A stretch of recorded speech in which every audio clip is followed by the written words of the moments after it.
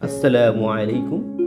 আমরা এই পর্বে আলোচনা করব শয়তান কর্তৃক হযরত আদম আলাইহিসসালাম ও হাওয়া আলাইহিসসালাম ধোঁকার মধ্যে পড়া এবং এরপর বেহেশত হতে এই পৃথিবীতে আগমন এবং মহান আল্লাহ তাআলা কর্তৃক আদম ও হাওয়া আলাইহিসসালামকে ক্ষমা প্রদান করা।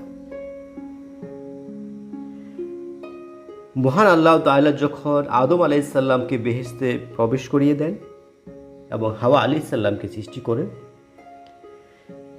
এবং অভিশপ্ত ইবলিস তখন আদম এবং হাওয়া আলাইহিসসালামকে ধোঁকা দেওয়ার জন্য ষড়যন্ত্র করতে থাকে।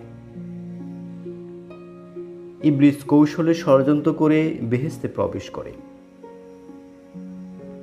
ইবলিস আদম আলাইহিসসালামকে বলে, হে আদম, তোমাকে আমি এমন বৃক্ষের সন্ধান দিব যা থেকে তোমার জীবন চিরন্তন লাভ করবে এবং তোমার এই রাজত্ব কখনো পূরণ হবে না।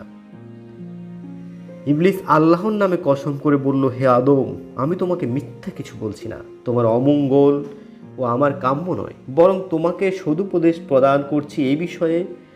আল্লাহ তাআলা বলেন, ইবলিস তাদের নিকট কসম খেয়ে বলছিল, আমি তোমাদের মঙ্গলকামী, অতঃপর তাদেরকে প্রতারণা দিয়ে আকৃষ্ট করে। হযরত হাওয়া আলাইহিসসালাম ইবলিসের মিথ্যা কসমে ধোঁকায় পড়ে নিষিদ্ধ বৃক্ষের তথা গন্ধমের 3টি ফল নিয়ে একটি নিজে ভক্ষণ করে এবং আরও 2টি হযরত আদম আলাইহিসসালামের জন্য নিয়ে যায়। আদম আলাইহিসসালাম বিবি হাওয়ার নিকট থেকে গন্ধমের 2টি ফল খেয়ে ফেলেন।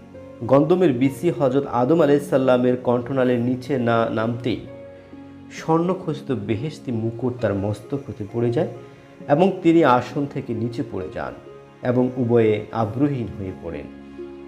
এই বিষয়ে মহান আল্লাহ তাআলা বলেন, পূর্বে আমি আদম থেকে ওয়াদা নিয়েছিলাম, পরে সে ওয়াদা ভুলে যায় এবং ওয়াদা রক্ষায় আমি তাকে সুদৃঢ় পাইনি। এই ঘটনার পর মহান আল্লাহ তাআলা তাদেরকে ডেকে বললেন, আমি কি তোমাদেরকে এই বৃক্ষ হতে নিষিদ্ধ করিনি এবং তোমাদেরকে কি বলিনি যে শয়তান তোমাদের প্রকাশ্য শত্রু? আদম আলাইহিসসালাম এবং হাওয়া আলাইহিসসালাম লজ্জিত হলেন এবং তারা মহান আল্লাহ তাআলাকে বললেন, হে আমাদের রব, আমরা আমাদের উপর জুলুম করেছি। যদি আপনি আমাদেরকে ক্ষমা না করেন ও আমাদের প্রতি রহমত না করেন তাহলে আমরা ক্ষতিগ্রস্ত হব।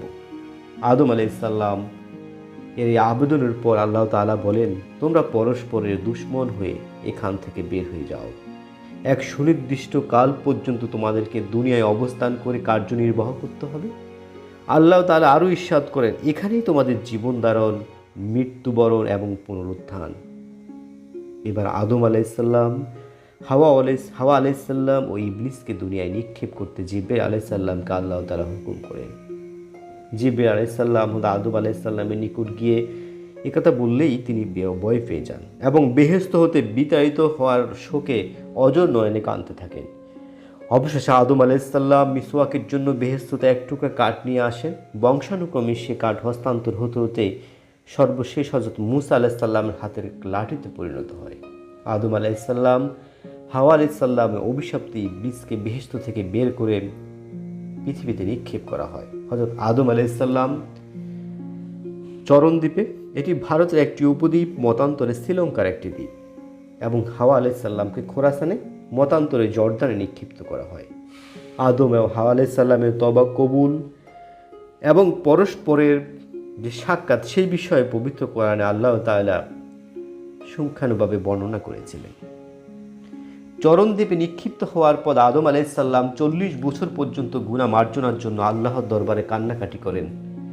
অন্য বর্ণনায় রয়েছে 300 বছর তিনি কান্নাকাটি করেন। একদিন আদম আলাইহিসসালামের নিকট হযরত জিবরাইল আলাইহিসসালাম বললেন, মৃত্যুর পূর্বে হজ করে নিন। মৃত্যুর কথা শুনতেই আদম আলাইহিসসালাম ঘাবড়ে যান এবং হজ্জের সংকল্প গ্রহণ করেন।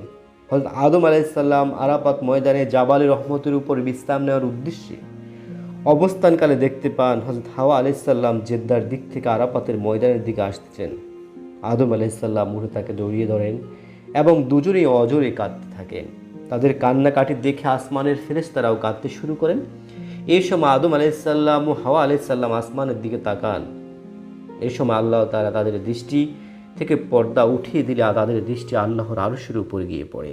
এ সম্পর্কে আল্লাহ তাআলা ইরশাদ করেন, অতঃপর আদমকে তার প্রতিপালক কতিপয় বাক্য শিক্ষা দেন, এতে রব তার প্রতি মনোযোগী হন।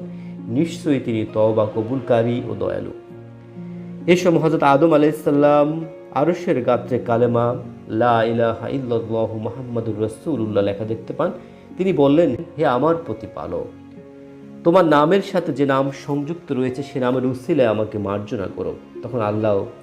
তখন জিবরাইল আলাইহিসসালাম এসে আদমকে বললেন, হে আদম, আল্লাহ তাআলা আপনার প্রতি সালাম প্রেরণ করেছেন এবং বলেছেন যদি আপনি বেহেশতে নামকে উসিলা রূপে গ্রহণ করতেন তবে তিনি আপনাকে পৃথিবীতে পাঠাতেন না।